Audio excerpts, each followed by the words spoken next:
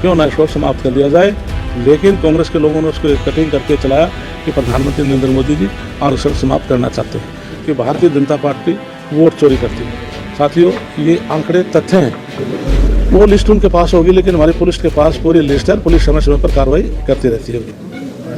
लोकसभा के चुनाव से पहले उन्होंने पूरे देश में संविधान की कॉपी लेकर के ये प्रचार किया था। यदि भारतीय जनता पार्टी की 400 सीट आ जाएंगी तो संविधान समाप्त हो जाएगा, आरक्षण समाप्त हो जाएगा। मैं इस बात का गवाह हूँ। जब मैं राज्यसभा में था तो प्रधानमंत्री श्री नरेंद्र मोदी जी ने एक चिट्ठी पढ़ी थी, मैं हाउस में मौजूद था। 27 जून 1961 की वो चिट्ठी थी। तत्कालीन प्रधानमंत्री पंडित जवाहरलाल नेहरू ने सभी मुख्यमंत्रियों को, प्रदेश देश के मुख्यमंत्रियों को चिट्ठी लिखी थी कि 1947 में देश आज़ाद हुआ, बाबा साहब ने आरक्षण दिया, अब लोग सामर्थ्य हो चुके हैं, क्यों ना इसको समाप्त कर दिया जाए। लेकिन कांग्रेस के लोगों ने उसको कटिंग करके चलाया कि प्रधानमंत्री नरेंद्र मोदी जी आरक्षण समाप्त करना चाहते हैं।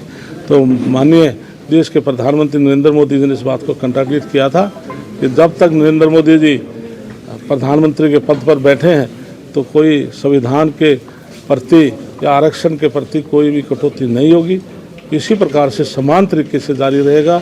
दूसरा, फिर उन्होंने आरोप लगाया कि भारतीय जनता पार्टी वोट चोरी करती है। साथियों, ये आंकड़े तथ्य हैं। 2019 में जब लोकसभा का चुनाव हुआ तो देश में कांग्रेस के 52 एमपी बने थे और 2024 में जब चुनाव हुआ इनके 99 एमपी बने। तो मैं कहता हूँ, यदि भारतीय जनता पार्टी ने वोट चोरी की है तो 52 से 99 नहीं होनी चाहिए थी, 52 से घटनी चाहिए थी। इस प्रकार के झूठे आरोप लगाना ये लंबे समय तक नहीं चलते। एक सवाल हो, आए दिन पूरे प्रदेश में गैंगवार की घटनाएं बहुत ज़्यादा बढ़ रही है, तो वो कहीं ना कहीं सुरक्षा व्यवस्था पर सवाल खड़ा है। इसके लिए कोई भी है, गैंगवार लगाए या कोई मर्डर है, फिरौती है, क्राइम करने वाला क्राइम कर जाता है। लेकिन उसके ऊपर पुलिस, मैं कहता हूँ, बहुत जल्दी शिकंजा कसकर उनको गिरफ्तार भी करती है, उनके खिलाफ एक्शन भी होता है। और मैंने पिछले बजट में जब किसी विपक्ष के एक साथी ने पूरे प्रदेश का लाइन ऑर्डर के ऊपर रिपोर्ट मांगी थी तो माननीय मुख्यमंत्री ने मेरी जिम्मेदारी लगाई कि मैंने रिप्लाई दिया था।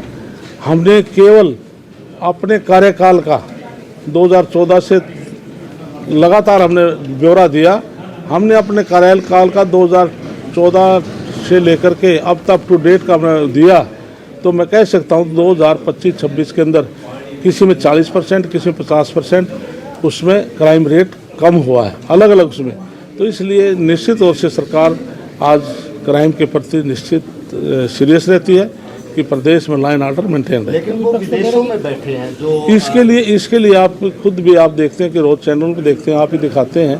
तो सरकार बराबर विदेश से किसी को लेकर आना एक लंबा प्रोसेस होता है, फिर भी सरकार इसमें लगी रहती है। धन्यवाद। विपक्ष तो कांग्रेस तो कह रही है कि 50 से 60 गैंग है जो सक्रिय गैंग है। वो लिस्ट उनके पास होगी, लेकिन हमारी पुलिस के पास पूरी लिस्ट है। पुलिस समय समय पर कार्रवाई करती रहती है।